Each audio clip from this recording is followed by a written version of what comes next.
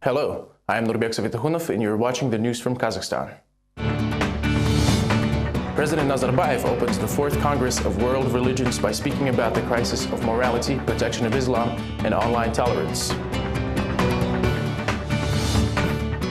Civil activists view the Great Famine of the 1930s as an act of political repression. The ceremony of laying flowers at the monument to victims of political repression is planned for Thursday. The historic guardhouse, which housed Russian classic Fyodor Dostoevsky, was demolished in Semey. The building was not included in the Register of Architecture Monuments.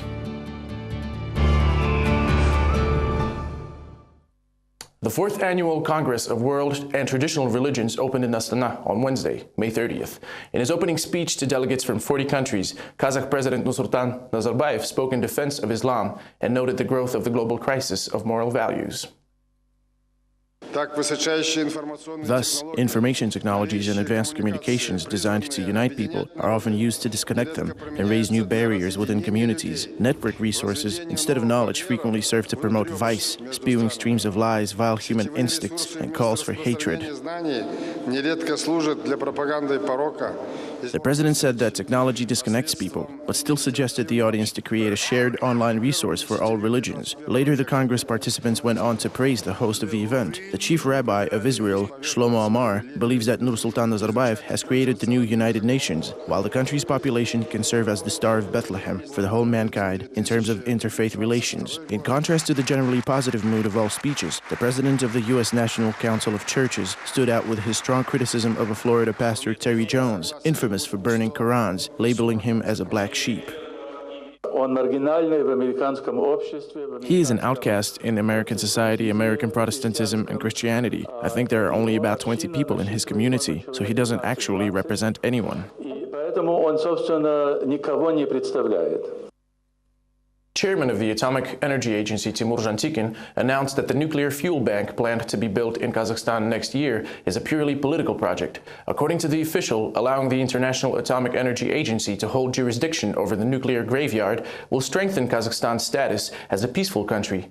To recount, 60 tons of nuclear waste will be located at the Ulba metallurgic plant in Ust-Kamenogorsk. The idea is spearheaded by President Nazarbayev.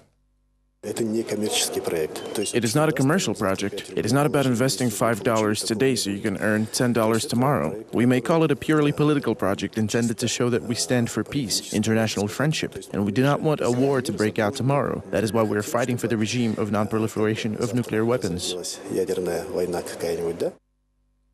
Oil revenues are offered to go under popular control. This time the call did not come from the opposition, but from officials themselves. Nonetheless, the authorities seem to be reluctant to share their wealth. Here's a look why.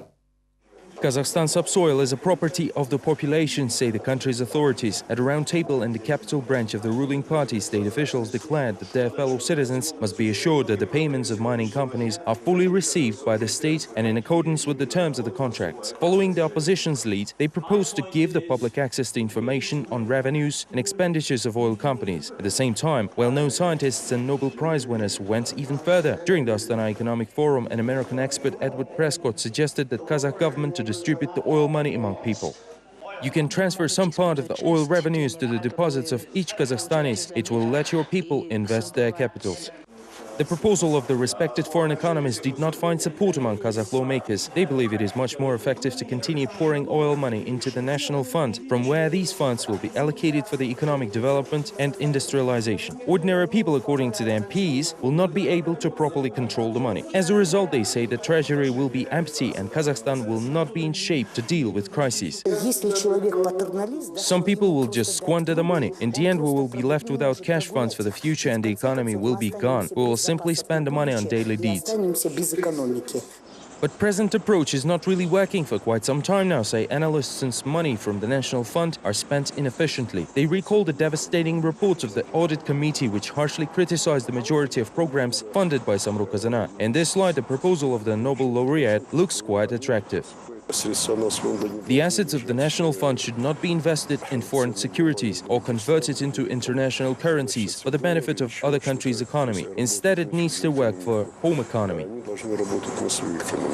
While MPs are busy saving the funds received from the sale of national resources, Kazakhstan citizens are puzzled why their elected representatives have such a poor opinion of their own people. During the mini-survey of the Astana residents, the majority said the MPs themselves are likely to squander the money, while ordinary citizens will always find the right way to invest.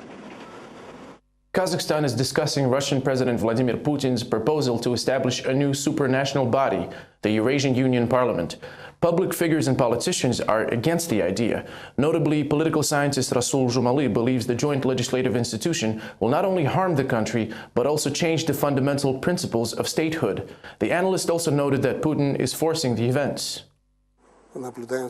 We are experiencing the reverse phenomenon: price hikes, the adoption of local prices to Russian standards, rates in consumer goods levels, utility fees, fuel, etc. I admit we fenced ourselves with heavy custom duties, but mainly from third countries. The import duties from third countries went up, especially for vehicles and spare parts, yet the import rates from Russia and Belarus haven't depreciated.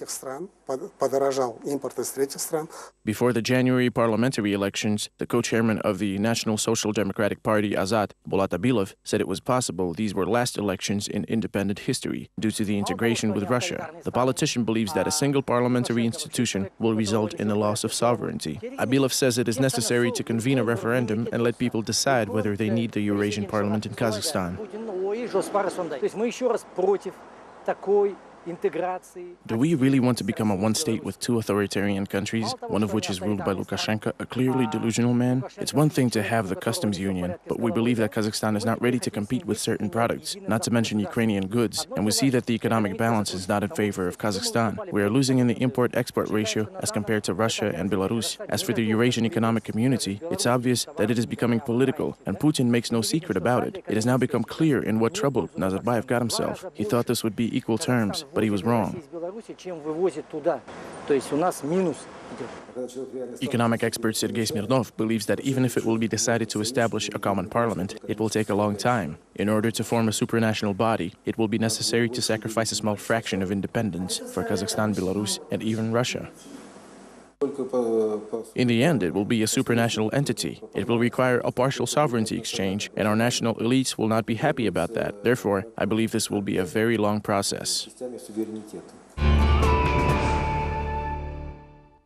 Kazakh administration has heard its employees' demands. According to officials who were at the meeting of the special committee, company management intends to promptly resolve the issues of increased wages and improved working conditions. Recently, the miners staged a one-day strike to demand pay rises. As was agreed on Tuesday, the Reconciliation Commission worked on Wednesday and submitted the demands of the staff to the top management of Kazakhstan. Within 3 working days, all claims will be reviewed and the answer will be given on June 5th. All the mines and workshops of the factory are currently operating. The trial of former Zhanaozen mayor Orak Sarbapev is over. The Aktau court judge Ruslan Tasmambetov announced a break until Friday afternoon, when the hearing of arguments is scheduled to take place. The few observers who attended the process from the beginning believe that the trial is delayed on purpose to create turmoil. It was revealed on Wednesday that the financial police dropped all charges against Sarbapev due to the lack of evidence proving his involvement in the embezzlement case. Previously, the former Zhanaozen mayor was charged under more than one article of the criminal code, including with embezzlement of state budget funds through the Zharlkau Public Fund. Sarbapev's attorney, Marat Kazabagarov, believes that during the investigation, detectives failed to prove his client's involvement in the crime. The lawyer says that while serving as a mayor, Orak Sarbapev had no direct relation to $670,000 in question, which had to be transferred to Zharlkau Public Fund. A criminal case was filed against him, but after some time it was dropped due to the lack of evidence. That is it. A de facto taboo to lay flowers, members of the Kostanay branch of the political party pending registration Alga received a warning from the organizer of the ceremony in honor of the memory of victims of political repression over the phone on Wednesday. Oppositionists were banned from approaching the local monument to lay flowers.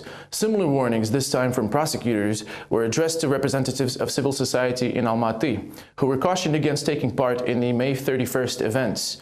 Nevertheless, public figures stated that their only intention is to bring flowers to the monument and nothing else. A day before flower-laying ceremony at the memorial to political repression's victims, Aliya Turuzbekova, the wife of Vladimir Kozlov, a politician who had been arrested earlier this year, received a warning from the prosecutor's office admonishing her against bringing flowers to the symbolic monument, as it might be classified as a participation in an unauthorized rally, punishable by a fine or a 15-day arrest. The officials from the supervisory agency came yesterday knocking on the doors of Mikhail Sizov. Alga party member, however, were given a cold shoulder. He refused to accept the notice, and the officials made a note of that in the report. Despite the warnings, the opposition leader intends to join other citizens on May 31st in paying tribute to the victims of political repressions. He has a question he wants to address to the authorities. Has Vladimir Kozlov, his friend and colleague, fell victim to current repression practices? We plan to hold a peaceful assembly within the limits of the law, but it is hard to predict how the authorities will react. Thus, we're expecting provocations and arrests. Everything is possible, but we are not giving up. No one is willing to skip the rally, public activists say. Yesterday, during the meeting, they went through the organization procedures again, but administration representatives had to intervene even now. In the end, public activists decided to send a telegraph message addressed to the President and Prosecutor General, requesting to investigate the actions of state officials, as otherwise everyone coming to pay the tribute to victims of political repressions on May 31st will need to be arrested. The Great Famine of the 1930s in Kazakhstan must be considered as political repression. The opinion was voiced on Wednesday by the participants of the December events of 1986, who proposed to commemorate the famine victims annually on May 31st. The Soviet system caused the deaths of 2 million people, mostly among the indigenous population, from 1931 to 1933. Livestock was taken away from Kazakhs for the sake of developing collective farms, while it was the only source of sustenance. At a press conference in Almaty, it was noted that to this day, there is no formal estimate of the Great Famine. On Thursday, activists will gather at the monument to the victims of repressions in the Almaty region to pay tribute to people who died during the Great Famine. We mark the Repression Victims' Day every year on May 31st. We even have a memorial in Zhanalik, where public figures recall those difficult years of repression. Yet the famine is still taboo, and not many talk about it. Pavlodar hosted an exhibition on the eve of the 80th anniversary of the famine, featuring documentary evidence that was marked classified until now. The exhibits are provided by several state archives, including that of the President's Fund. The exposition was opened by historians, scientists, and actual survivors of the tragedy. I have witnessed this famine. People were dying of starvation. My mother told me that in 1932 all food supplies had run out and only little amount of bread from the flour was left.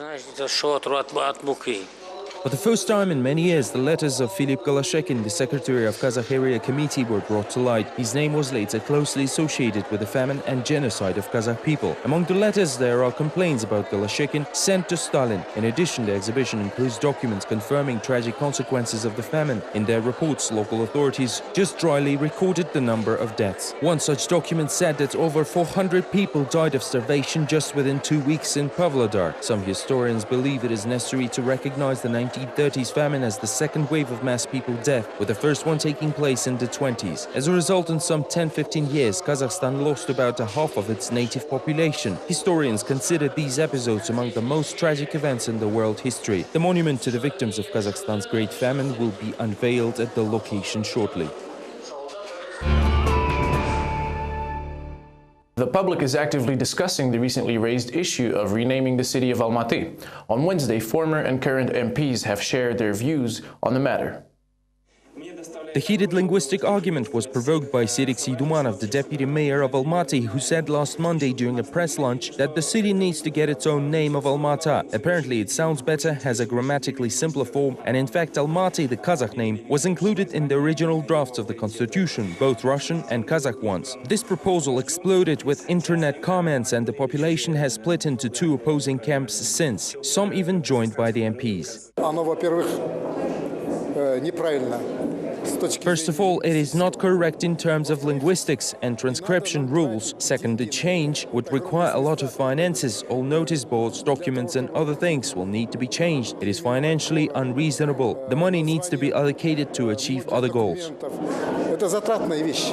Если есть какая-то историческая необходимость, если есть какая-то на самом деле... It goes without saying that historic names need to be restored. In this case, I agree that Alma-Ata sounds better for the ear, although I do not see the real need for the change. I got used to Almaty over the years. I don't think we should provoke the public with this. Russian filmmaker with Kazakh origins Yegor Konchalovsky also had something to say on the matter. He supports the initiative of renaming Almaty. Konchalovsky remembers from his early age that Almaty was always called Alma-Ata and would be glad to make his work trips to a city with a familiar name. The filmmaker also added that the opinion of city residents must be considered as first priority. At the same time, Sergey Dumanov, the deputy mayor of Almaty who originally came up with the idea, has suddenly changed his rhetoric. No new name for Almaty after all, as the city deputy mayor refuted the most discussed rumor of the week. On Monday at a press lunch, Sergey Dumanov unintentionally provoked talks about the city possibly getting its former name of Alma-Ata back. Yet on Wednesday, the official explained that he was talking only about a Russian transcription of the name. Nobody talked about renaming. It's about the transcription in Russian language. We should have it in Russian as an addition to Almaty in Kazakh. The former name of Almaty during the Soviet era was Alma-Ata, while now and in the future it will be Almaty in Kazakh. I was talking about the transcription. For instance, in Kazakh we say Moscow instead of Moscow. Politician Mukhtar Tayjan is convinced that this issue shouldn't be even raised. Unlike the official, he has a different reasoning. The name was to be historical. People lived thousands of years on the territory of the only metropolis in Kazakhstan. This was before the fortress appeared here in the mid of 19th century, followed by the Verny settlement. The locals named this foothill area as Almaly or Almaty, which in Russian translates as apple. Almaty today is the real millennial name of the area, if you will. It is not Alma-Ata. In 1921, the Bolsheviks were renaming everything, hence the new name. That's all to it. There is no particular reason for the name. On top of everything, it's not that easy to rename a city. The topic needs to be raised for discussion in the lower chamber of parliament. The law on the name study needs to be adopted. And finally, the funds need to be allocated to update all plates, maps, documents, etc. Of course, this is not the most expensive procedure, but nevertheless, experts say the budgetary allocation could be used for more important issues. If we consider the relevance of this issue, it will be prioritized as number 50 or 60. I think MPs have more important things to do. Renaming was a popular trend in the country during the 90s at the dawn of the independence. The last one in the pipeline was Semipalatinsk, which became Semai on June 21, 2007. After that, there were only talks of changing Pavlodar into Kereku. However, the local MPs didn't support this idea. Semai witnessed the demolition of a building where Russian literature classic Fyodor Dostoevsky served as a private in the 19th century. Historians sadly note that the premise used to be the location of the very first museum in the country dedicated to one of the most famous writers in the world. Local officials have failed to include the site in the National Monument Registry on top of giving it into private ownership during the perestroika and then finally razing it altogether. The former military guardhouse where Dostoevsky had served for 5 years was located in the city center. The location appealed to the People's Bank, which had bought the building. The public became concerned when construction workers with equipment appeared there several days ago. Regional historians wrote letters to both local administration and Prime Minister, making quiet demolition impossible. Still, regional and city administration heads told the press that the building of 1795 was not under the state protection and no one was going to wait for this status to change. Everything starting from foundation and to the roof cannot be restored. It simply needs to be taken down and a new building needs to be constructed. The Regional Museum of Fyodor Dostoevsky received a fax from the local office for protection of historic and cultural heritage informing that the building was to be placed on the National Monument Registry after all. However, it seems that the People's Bank decided to preempt the decision and simply demolish the building, not to give any reasons for discussions. A well-known traveler from Kazakhstan, Dmitry Petruchin, parked his legendary bike for good on Wednesday. Luckily, Petruchin plans to continue his adventures on a new bike, while his old iron tulpar, having visited over 80 countries, will now become part of the exhibit in the Museum of the First President.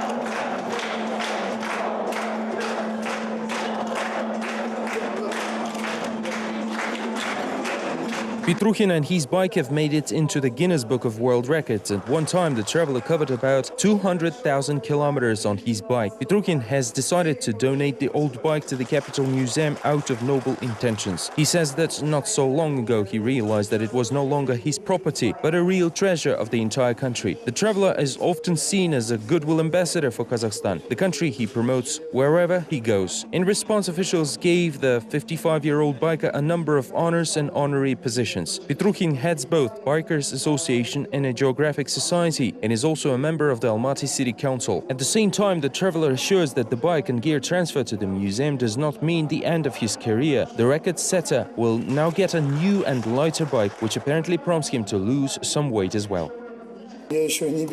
I'm not old enough to nail my boots to the wall. On June 6th, I will start a race across Latin America and soon after that, Africa. You must have noticed that there are places left where I haven't been. Almaty hosted the 10th annual Shaken Stars Festival on May 30th. This year, the red carpet ceremony was attended by Dev Patel, the star of the Oscar-winning Slumdog Millionaire, as well as a lineup of Russian film celebrities, including Natalia Panova, Linda Nigmatulina, and Yegor Konchalovsky. The competition program includes 53 films from France, Switzerland, Germany, Russia, Bulgaria, Poland, India, Iran, Turkey, Kyrgyzstan and other countries. Best features will be chosen in 4 categories: debut, youth cinema, student movies and animation. During the press conference, filmmaker Yegor Konchalovsky raised the issue of film profitability, as film industry cannot exist exclusively on state subsidies. Shaken Stars is the first annual Kazakhstan's film festival, taking place at the beginning of June. We don't really know how to sell films. Currently, there is a serious state funding of the state industry, thanks God. But I have heard nothing about private investments. Of course, movies is a capitalist invention, and it is good that for 10-20 years the state could finance the industry. But at some point, it must become self-sustainable. That is, our producers must learn how to sell their movies. This is all we have time for now. Thank you for watching, and goodbye.